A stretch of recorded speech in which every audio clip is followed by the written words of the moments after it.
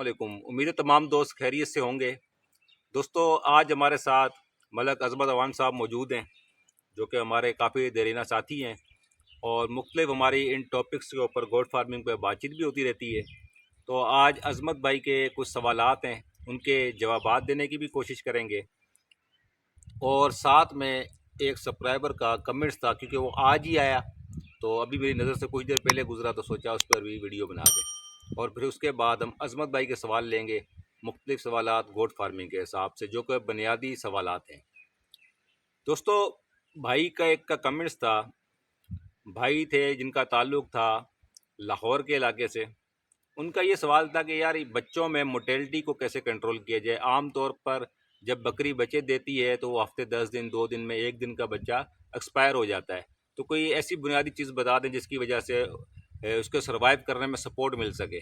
बीमारी का तो जिक्र उन्होंने नहीं किया था, लेकिन उनका इशारा डायरिया की तरफ था कि मोशन, जैसे कि मोशन भी कई तरह के होते हैं, लेकिन उनका एक नॉर्मल सवाल तक डिटेल में कोई दोस्त सवाल करेगा तो उसको फिर डिटेल में जवाब देंगे, क्योंकि मोशन होते हैं एक पानी की तरह पतले, एक होते हैं जिस तरह से बच्चा दूध पी रहा है बकरी का और उसी तरह से बाहर दूध निकाल रहा है, वो अलग चीज़ हो जाती है। वो ईटीवी में आ जाता है, तड़ियों के इन्फेक्शन में आता है, उसका इलाज फिर हम अलग बात करेंगे कभी।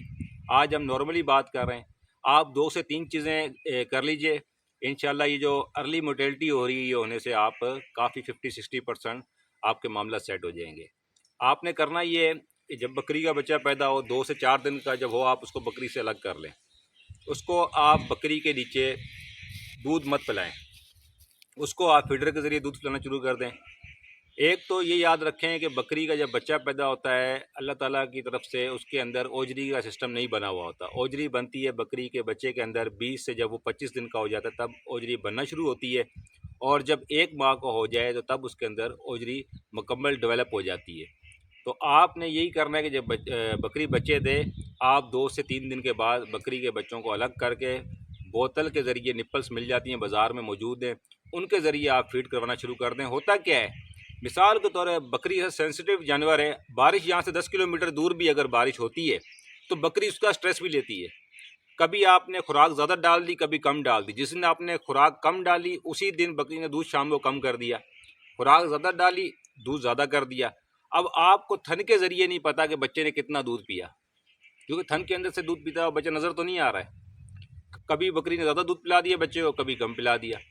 आपने एक सीधा सा फार्मूला ये बना लेना है, दिन के अंदर एक मरतबा आपने ये, आप सिरिंज ले लें 5 सीसी या 1 सीसी की, जो नॉर्मल इंजेक्शन के लिए सिरिंज इस्तेमाल होती है। आप 1 सीसी रोज़ाना बकरी के बच्चे को, जिस दिन से वो पैदा हो जाए, आप 1 सीसी सरसों का ऑयल देना शुरू कर दें रोज़ाना हर 24 घंटे के बाद।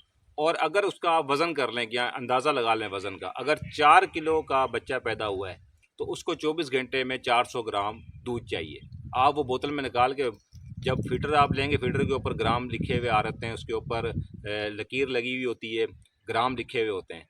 आपने यानी कि अगर 10 किलो का बच्चा है तो आपने उतने ग्राम, अगर 5 किलो का बच्चा है तो आपने उतने ग्राम, 10 किलो का बच्चा एक मिसाल है तो आपने उसको 1000 ग्राम दूध, 1 किलो। तो आप इस तरह से लेके चलें तो ये आपका मसला ठीक चलता रहेगा।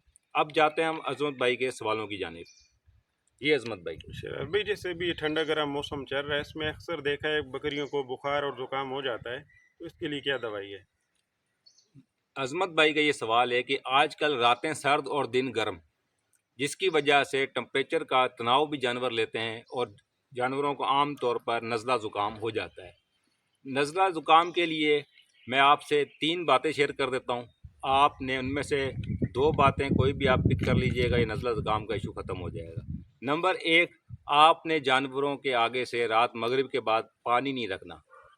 आपने सुबह फिर 8-9 बजे जानवरों के आगे पानी रखना है, क्योंकि रात को जब पानी किसी टब में या बॉल में पड़ा रहता है, या पंजाबी में हम खुरली कहते हैं, उसमें पड़ा रहता है तो पानी ठंडा हो जाता है। जब वो जानवर पानी पीता है तो इसकी वजह से नज़ला ज़ुकाम की तरफ चला जाता है। आपने एक तो ये चीज़ कंट्रोल कर लेनी है। दूसरा, आपको एक गोली मिल जाती है, और मेन चीज़ है कि फार्मिंग में महंगी से महंगी मेडिसिन है। 1000 रुपये की भी मेडिसिन है और 10 रुपये की भी मेडिसिन है। आपने अपने एक्सपेंस को कंट्रोल करना है अपनी फार्मिंग को मुनाफा बख्श करने के लिए। इस टाइम पे जो बेहतरीन नताइज और बेहतरीन रिजल्ट मैंने देखे हैं, एक टैबलेट मिलती है, वाइट कलर की छोटी गोली होती है बेटनीलान के नाम से, एंटी एलर्जी वो होती है, आप वो भी इस्तेमाल करवा सकते हैं।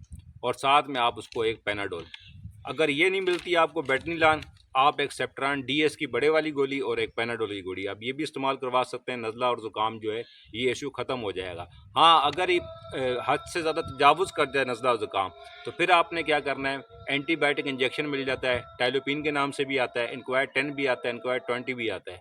आप इनमें से भी कोई इंजेक्शन इस्तेमाल कर सकते हैं। साथ में आप कोई भी फार्मूला क्रिटोप्रिफिन का भी यूज़ कर सकते हैं कि क्रिटोप्रिफिन पी के नाम से भी आता है, आप वो इंजेक्शन और साथ में टाइलोपिन लगा सकते हैं। अगर आपके पास एनक्वायर 10 या एनक्वायर 20 है तो आप सिर्फ एक वो इंजेक्शन भी लगा सकते हैं। नज़ला ज़ुकाम का मसला, इनमें से आप कोई भी तरीका एक कर लेंगे तो आपका नज़ला ज़ुकाम का जो इशू आ रहा है वो ख़त्म हो जाएगा।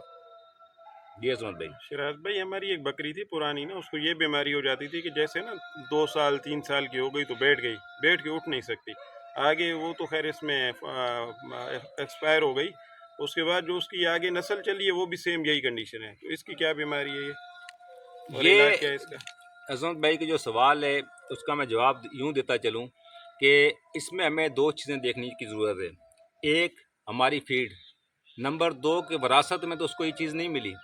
अगर ये चीज़ उसकी विरासत में, यानी कि जो बकरी की नानी थी, दादी थी, बकरे का ज़्यादा दादी थी, अगर ये चीज़ उसके अंदर विरासती तौर पे है तो फिर इसका इलाज नहीं होगा। इसका इलाज यही होगा कि आप उसको नस्ल एक्सचेंज से आप उसको ब्रीडर दूसरे से क्रॉस कराएं, आप दूसरी नस्ल में मिक्सिंग की तरफ जाएं आप। अगर ये इस तरह नहीं था, उसको विरासती तौर पर ये चीज़ नहीं मिली, तो इसका मतलब यही है कि खुराक की डेफिशिएंसी, फास्फोरस की कमी। उसके लिए आपने 2 से 3 चीज़ें कर सकते हैं और ये करने का बड़ा अच्छा मौसम है क्योंकि मौसम अब ठंडा हो चुका है। गर्मियों में कोई भी चीज़ की जाना काफ़ी मुश्किल हो जाती है क्योंकि इतनी ज़्यादा गर्मी होती है और तमाम जो नुस्खे हैं वो गर्म होते हैं, अक्सरियत नुस्खे जो हैं। तो ये अभी बड़ा अच्छा मौसम है। इस तरह अगर किसी दोस्त के साथ मसला आ रहा है तो उसमें वो ये कर सकता है कि डीसीपी पाउडर मार्केट में दस्तयाब है मुख्तलिफ़ कंपनियों के। एक डीसीपी पाउडर मैंने इस्तेमाल अभी चंद दिनों पहले भी करवाया, नज़ला और ज़ुकाम जो है ये इशू ख़त्म हो जाएगा। हाँ, अगर ये हद से ज़्यादा तजावुज़ कर जाए नज़ला और ज़ुकाम, तो फिर आपने क्या करना है, एंटीबायोटिक इंजेक्शन मिल जाता है, टाइलोपिन के नाम से भी आता है, इनक्वायर 10 भी आता है, इनक्वायर 20 भी आता है। आप इनमें से भी कोई इंजेक्शन इस्तेमाल कर सकते हैं। साथ में आप कोई भी फार्मूला क्रिटोप्रिफिन का भी यूज़ कर सकते हैं कि क्रिटोप्रिफिन पी के नाम से भी आता है, आप वो इंजेक्शन और साथ में टाइलोपिन लगा सकते हैं। अगर आपके पास एनक्वायर 10 या एनक्वायर 20 है तो आप सिर्फ एक वो इंजेक्शन भी लगा सकते हैं। नज़ला ज़ुकाम का मसला, इनमें से आप कोई भी तरीका एक कर लेंगे तो आपका नज़ला ज़ुकाम का जो इशू आ रहा है वो ख़त्म हो जाएगा।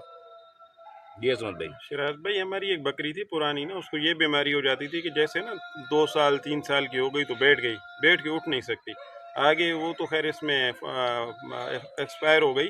उसके बाद जो उसकी आगे नस्ल चली है वो भी सेम यही कंडीशन है। तो इसकी क्या बीमारी है ये, और ये इलाज क्या है इसका? असमत भाई के जो सवाल है उसका मैं जवाब यूँ देता चलूँ कि इसमें हमें दो चीज़ें देखने की ज़रूरत है। एक, हमारी फीड। नंबर दो, कि विरासत में तो उसको ये चीज़ नहीं मिली। अगर ये चीज़ उसकी विरासत में, यानी कि जो बकरी की नानी थी, दादी थी, बकरे का ज़्यादा दादी थी, अगर ये चीज़ उसके अंदर विरासती तौर पे है तो फिर इसका इलाज नहीं होगा। इसका इलाज यही होगा कि आप उसको नस्ल एक्सचेंज से आप उसको ब्रीडर दूसरे से क्रॉस कराएं, आप दूसरी नस्ल में मिक्सिंग की तरफ जाएं आप। अगर ये इस तरह नहीं था, उसको विरासती तौर पर ये चीज़ नहीं मिली, तो इसका मतलब यही है कि खुराक की डेफिशिएंसी, फास्फोरस की कमी। उसके लिए आपने 2 से 3 चीज़ें कर सकते हैं और ये करने का बड़ा अच्छा मौसम है क्योंकि मौसम अब ठंडा हो चुका है। गर्मियों में कोई भी चीज़ की जाना काफ़ी मुश्किल हो जाती है क्योंकि इतनी ज़्यादा गर्मी होती है और तमाम जो नुस्खे हैं वो गर्म होते हैं, अक्सरियत नुस्खे जो हैं। तो ये अभी बड़ा अच्छा मौसम है। इस तरह अगर किसी दोस्त के साथ मसला आ रहा है तो उसमें वो ये कर सकता है कि डीसीपी पाउडर मार्केट में दस्तयाब है मुख्तलिफ़ कंपनियों के। एक डीसीपी पाउडर मैंने इस्तेमाल अभी चंद दिनों पहले भी करवाया, उसके काफ़ी अच्छे रिजल्ट रहे। एमजीएफ के नाम से तकरीबन 750 रुपये किलो आपको वेटनरी स्टोर से मिल जाएगा।